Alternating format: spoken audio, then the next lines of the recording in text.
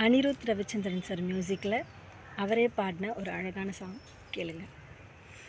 ஓர் நடுவினில் ஓர் தெருவினில் மித வெயிலினில் இத வெளிச்சத்தில் மழை வருமென உனை தருமென அண்டத்தின் எண்ணம் என்னென்ன என நீ அமைத்திடும் வீட்டுக்குள் உள்ள பூச்செடிகளின் பூக்களை வெல்ல சுரல் முடியுடன் இரண் மகள்களை இறை வழங்கிட இமை நிறைந்திட